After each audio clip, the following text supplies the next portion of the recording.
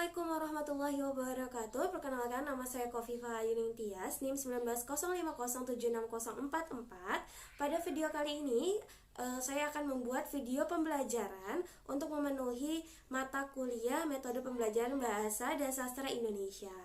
Nah, pada video pembelajaran ini saya akan membahas terkait dengan materi debat. Baik, langsung saja kita ke video selanjutnya. Assalamualaikum warahmatullahi wabarakatuh. Selamat pagi semua. Ya, selamat pagi. Baik, sebelum kita memulai pelajaran hari ini, silahkan ketua kelas memimpin doa terlebih dahulu. Amin. Baik, terima kasih untuk ketua kelas. Baik, Ibu mau tanya nih, kabar kalian bagaimana? Alhamdulillah pada sehat semua ya. Alhamdulillahirrabbilalamin. Baik, sebelum itu Ibu mau absen terlebih dahulu ya. Untuk yang dipanggil silahkan katakan hadir. Oke, baik. Aisyah hadir. Oke, Ali hadir. Baik, lalu Heru hadir. Baik, selanjutnya adalah Kofifa hadir. Baik, alhamdulillah hadir semua ya hari ini. Oke, baik. Pada pertemuan kemarin Ibu sudah menyampaikan bahwa pada pertemuan ini kita akan membahas terkait dengan materi, ya benar banget, materi debat. Nah, Ibu yakin nih kalian semua pasti sudah belajar ya di rumah terkait dengan materi debat ini. Karena materi debat ini sangat umum gitu ya. Ada di internet, di Google dan lain sebagainya. Nah, silahkan buat yang tahu pengertian debat itu apa, silahkan tunjuk tangan. Oke, baik, silahkan Aisyah. Apa itu debat?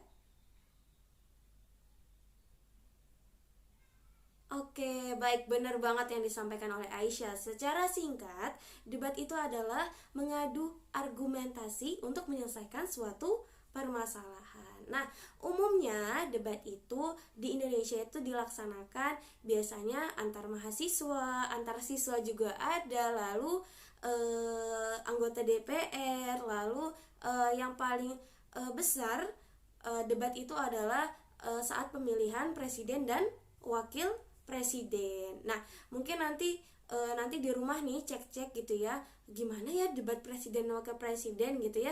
Silahkan nanti di rumah dicek-cek seperti itu. Oke, untuk pertemuan kali ini Ibu akan menyampaikan terkait dengan teori debat. Nah, untuk pertemuan kedua dan ketiga insya Allah kita akan menganalisis debat, dan pertemuan ketiga kita akan mempraktikkan debat. Oke, baik. Ibu akan share PPT terkait dengan teori materi debat ini ya. Oke, baik. Oke, sudah terlihat ya PPT-nya di layar. Oke, pada pertemuan kali ini tadi Ibu sudah jelaskan bahwa kita akan membahas terkait dengan materi debat. Nah, yang akan Ibu bahas itu ada kurang lebih 5 sub. Yang pertama yaitu pengertian debat, yang kedua ciri dan tujuan debat, yang ketiga adalah jenis debat, keempat unsur-unsur debat, kelima dan tata cara pelaksanaan debat. Baik, kita akan masuk yang pertama yaitu adalah pengertian debat.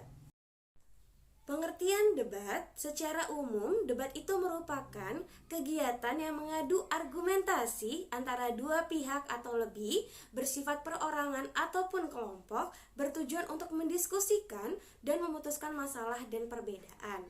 Seperti tadi yang dijawab oleh Aisyah, bahwa secara singkat debat itu adalah mengadu argumentasi untuk menyelesaikan suatu permasalahan. Nah, berdasarkan Kamus Besar Bahasa Indonesia (KBBI), debat adalah pembahasan atau pertukaran pendapat mengenai suatu hal dengan saling memberi alasan untuk mempertahankan pendapat masing-masing. Jadi, dalam debat itu kita akan mengadu sebuah argumentasi. Nah, argumentasi ini harus dipertahankan gitu ya. Misalnya kalian ini debat gitu ya. Nah, kalian tuh punya argumentasi. Nah, kalian tuh sebisa mungkin mempertahankan argumen kalian. Oke, baik, selanjutnya yang kedua adalah ciri dan tujuan debat. Nah, setiap debat itu memiliki ciri-ciri. Yang pertama, terdapat dua pihak dengan dua sudut pandang, yaitu afirmatif atau pro, pihak yang menyetujui topik atau mosi, lalu ada negatif atau kontra, itu adalah pihak yang menolak topik atau mosi, seperti itu. Lalu yang kedua, adanya proses saling mempertahankan pendapat antara kedua belah pihak. Seperti yang tadi Ibu sudah jelaskan ya, bahwa debat itu adalah mengadu argumentasi dan dimana kalian harus bisa mempertahankan argumen kalian, seperti itu. Lalu yang ketiga, adanya adu argumentasi yang bertujuan untuk memperoleh kemenangan. Lalu hasil debat diperoleh melalui voting atau keputusan juri. Sesi tanya jawab bersifat terbatas dan bertujuan untuk menjatuhkan pihak lawan. Lalu yang terakhir, adanya pihak yang berperan sebagai penengah yang biasanya dilakukan oleh moderator. Nah, dalam debat itu akan dipimpin oleh seorang moderator. Moderator itu kurang lebih bisa kalian sebut itu adalah MC gitu ya. Nah, tapi moderator ini sifatnya melerai atau menengahi apabila terjadi debat yang tidak kondusif, seperti itu. Lalu moderator ini juga memimpin jalannya debat, seperti itu. Baik, selanjutnya yaitu adalah tujuan debat. Oke, baik. Tujuan debat itu secara umum adalah untuk mendiskusikan atau memutuskan masalah dan perbedaan atas sesuatu hal. Oke. Selain itu juga tujuan debat sebagai berikut. Yang pertama, melatih keberanian mengemukakan pendapat. Jadi, saat kalian mengikuti lomba debat atau saat kalian berdebat, itu adalah melatih keberanian kalian dalam menyampaikan, dalam bersuara, seperti itu. Lalu yang kedua, melatih mematahkan pendapat lawan. Nah, argumentasi tadi sudah Ibu jelaskan bahwa ia mengadu argumentasi dan mempertahankan argumennya. Nah, dengan kalian mengikuti debat, kalian bisa melatih gitu ya untuk mematahkan pendapat lawan, seperti itu. Lalu yang ketiga, meningkatkan kemampuan merespons sesuatu masalah. Nah, debat juga itu memberikan manfaat di mana atau memberikan tujuan bahwa kalian itu merespon suatu masalah. Misalnya nih di sekolah kalian nih ada masalah gitu ya. Nah, kalian tuh orang yang sering berdebat itu akan lebih cepat merespon permasalahan tersebut, seperti itu. Lalu yang keempat, memantapkan pemahaman konsep seseorang terhadap materi atau pembelajaran yang telah diberikan. Nah, debat sendiri itu tujuannya itu memantapkan. Jadi kalian misalnya nih sudah punya pemahaman ke suatu konsep. Nah, kalian dengan mengadu argumentasi, kalian bisa lebih paham gitu ya bahwa konsep tersebut ini benar atau salah, seperti itu. Lalu yang terakhir, tujuan debat itu adalah melatih seseorang untuk bersikap kritis terhadap suatu teori yang sudah diberikan. Nah, debat itu biasanya nih waktu lomba debat itu di mosi, namanya tuh mosi atau topik debat itu diberikan kurang lebih selama 15 menit. Nah, selama 15 menit ini kalian dituntut untuk berpikir kritis. Kenapa? Ya karena kalian harus mencari argumentasi, harus mencari pendapat gitu ya, supaya bisa mendukung atau bisa menolak mosi atau topik yang sudah disajikan, seperti itu. Baik, selanjutnya yang ketiga kita akan membahas terkait dengan jenis-jenis debat. Nah, jenis-jenis debat itu sendiri kurang lebih ada 3. Yang pertama itu adalah debat parlementer.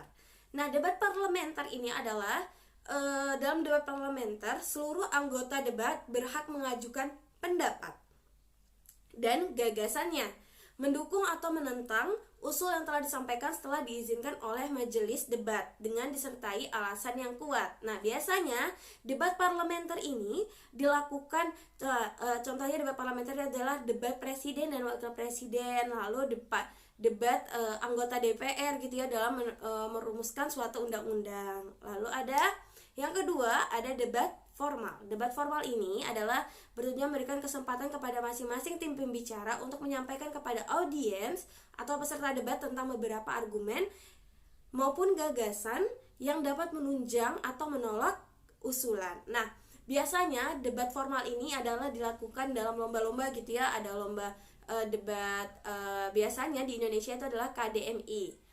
itu adalah kompetisi debat mahasiswa Indonesia, itu untuk mahasiswa. Lalu ada juga yang khusus siswa itu juga ada. Nah, biasanya lomba debat formal ini itu dilakukan untuk lomba seperti itu. Yang ketiga adalah debat pemeriksaan ulang.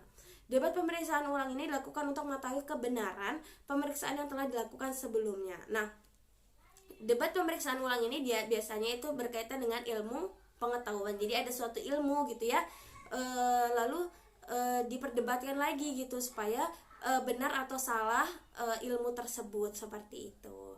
Baik, selanjutnya yang keempat itu adalah unsur-unsur debat.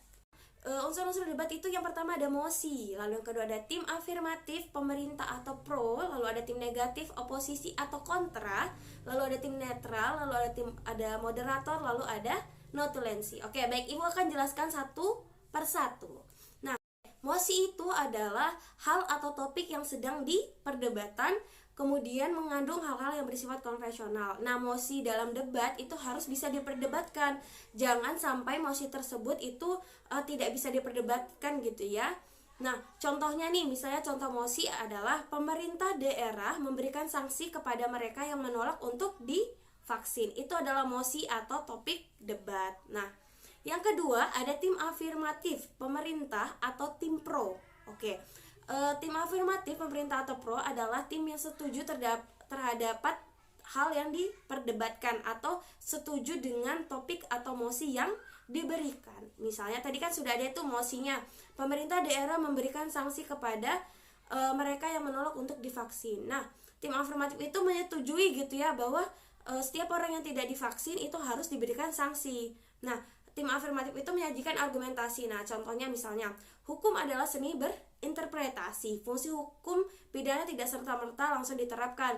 Lalu kalau misalnya tidak mau divaksin, nah harus ditanyakan dulu alasannya mengapa tidak mau. Misalnya saya tidak mau divaksin dengan vaksin A, saya maunya dengan vaksin B. Tidak menjadi persoalan gitu ya. Jadi ini bergantung pada seni berinterpretasinya. Selain itu, edukasi tentang kesehatan kepada masyarakat juga menjadi hal yang penting. Apakah jika tidak divaksin akan menimbulkan dampak berbahaya bagi orang di sekitarnya? Nah, itu adalah contoh argumen yang mendukung materi gitu ya, seperti itu. Lalu yang ketiga ada tim oposisi, tim kontra, atau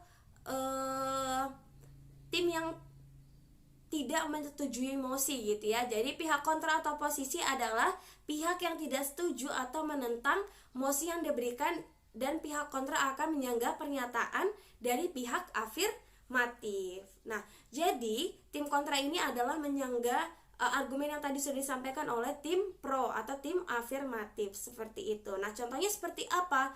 Nah, di sini contohnya adalah contoh argumentasi kontra adalah banyak kekhawatiran terjadi terhadap vaksin ini gitu ya. Karena dari vaksinasi baru menggunakan satu jenis vaksin, sedangkan ada 6 jenis vaksin. Lalu kemudian misalnya saya akan divaksin. Nah, saya akan dapat vaksin yang mana? Kan belum tahu. Maka jangan sampai kalau sanksi yang ada di dalam perda itu dikenakan kepada warga negara ketika menolak divaksin. Warga negara dapat menggunakan haknya dalam pasal 5 Undang-Undang Kesehatan. Misalnya dia menolak untuk divaksin. Nah, itu adalah salah satu contoh argumentasi kontra, seperti itu. Selanjutnya ada tim netral. Pihak netral adalah pihak yang memberikan dua sisi baik dukungan ataupun sanggahan terhadap mosi.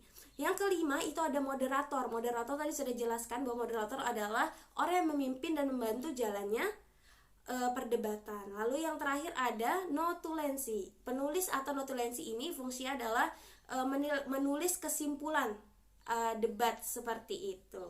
Baik, selanjutnya kita akan membahas terkait dengan tata cara pelaksanaan debat. Baik, bisa kalian lihat gitu ya di layar bahwa dalam tata pelaksanaan debat itu ada urutan bicara. Nah, yang pertama ada tim pemerintah dan tim oposisi, ada 2 tim. Nah, yang pertama tim pemerintah itu adalah pembicara pertama. Nah, tim pembicara pertama itu nanti argumen dari tim pembicara pertama itu akan disanggah oleh tim oposisi pembicara pertama. Nanti sebaiknya juga apa yang disampaikan oleh tim oposisi pembicara pertama akan disanggah oleh tim pemerintah pembicara kedua. Nanti selanjutnya lagi tim pembicara kedua, argumentasi tim pemerintah pembicara kedua itu akan disanggah oleh tim oposisi pembicara kedua. Nanti selanjutnya tim pembicara argumentasi dari tim pembicara oposisi kedua akan disanggah oleh dari tim pembicara pemerintah ketiga. Nah, lalu yang terakhir itu akan ada tim pemerintah, apa yang disampaikan oleh tim pemerintah pembicara ketiga itu akan disanggah dan perdebatan akan ditutup oleh tim pembicara ketiga di pihak oposisi, seperti itu. Nah, setelah itu nanti akan ada pembicara penutup gitu ya, baik dari pihak oposisi maupun pihak pemerintah. Oke, baik, tadi kan urutan berbicara gitu ya. Nah, sekarang tata cara pelaksanaan debat itu seperti apa? Yang pertama, setiap tim adalah melakukan perkenalan.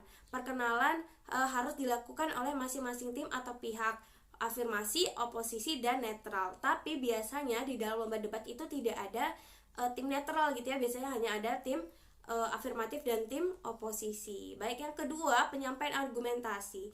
Dalam debat, masing-masing tim pro maupun kontra menyampaikan argumentasi atau gagasan tentang mosi yang telah diberikan. Nah, penyampaian argumentasi ini dimulai dari tim pro, lalu tim kontra, kemudian diakhiri oleh biasanya itu adalah ditutup oleh keduanya gitu ya, dari tim pro dan tim pemerintah, dari tim pro dan tim oposisi. Nah, yang ketiga, melakukan debat merupakan hal utama. Masing-masing tim diharuskan menyampaikan argumentasi maupun sanggahan kepada lawan. Nah, debat itu di saat apanya gitu ya? Debat itu saat misalnya pembicara pertama ini menyampaikan argumentasi. Nah, lalu pembicara kedua itu menyanggah gitu ya. Nah, sanggahan itu adalah di mana mereka melakukan perdebatan. Nah, yang keempat, itu adalah kesimpulan, merupakan hasil akhir dari debat yang sebelumnya diawali dengan penutup yang disampaikan oleh masing-masing tim. Jadi biasanya yang memberikan kesimpulan adalah pembicara ketiga dari setiap tim oposisi maupun tim pemerintah, seperti itu. Lalu yang kelima, keputusan diambil berdasarkan voting, mosi, resolusi, dan sebagainya. Biasanya keputusan ini dibagi menjadi tiga, yaitu adalah keputusan oleh pendengar atau discussion by the audience, lalu keputusan oleh hakim, lalu ada juga keputusan dengan kritik, seperti itu. Oke, baik. Insya Allah itu adalah materi yang Ibu sampaikan hari ini terkait dengan materi debat. Nah, kira-kira ada yang ingin ditanyakan untuk materi debat ini?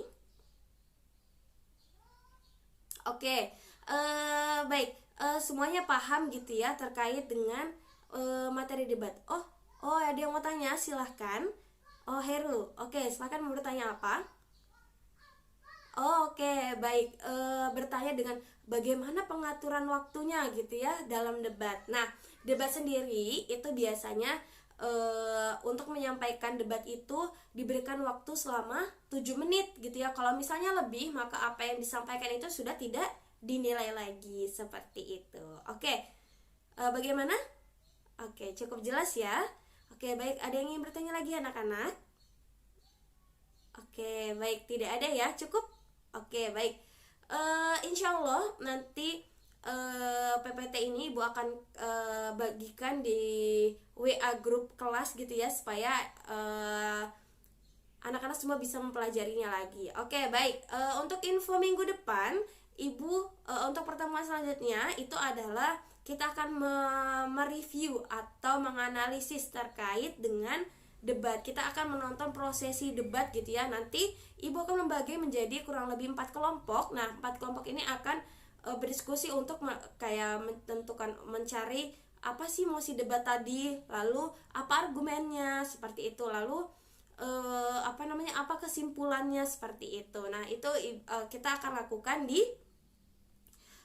pertemuan berikutnya. Untuk kelompoknya sendiri Ibu akan bagikan saat pertemuan berikutnya juga ya. Oke, baik. Kira-kira ada yang ingin ditanyakan lagi? Oke, baik, tidak ada ya. Insya Allah cukup ya untuk pertemuan kita hari ini. Ibu ucapkan terima kasih banyak untuk anak-anak semua yang sudah mau mendengarkan dan mau mengerti. Semoga apa yang Ibu sampaikan nih bisa bermanfaat buat kalian, seperti itu. Ibu mohon maaf jika Ibu ada salah-salah kata. Kurang dan lebihnya Ibu mohon maaf. Wassalamualaikum warahmatullahi wabarakatuh. Baik, mungkin ini akan ada pelajaran selanjutnya ya. Oh, oke, ada pelajaran MTK ya. Oke, baik, silahkan. Oke, terima kasih Bu, pamit izin keluar kelas dulu ya. Baik, terima kasih. Oke, baik, itu tadi video pembelajaran terkait dengan materi debat di kelas. Mungkin cukup sekian gitu ya dari video pembelajaran yang dapat saya sampaikan. Kurang dan lebihnya saya mohon maaf. Wassalamualaikum warahmatullahi wabarakatuh.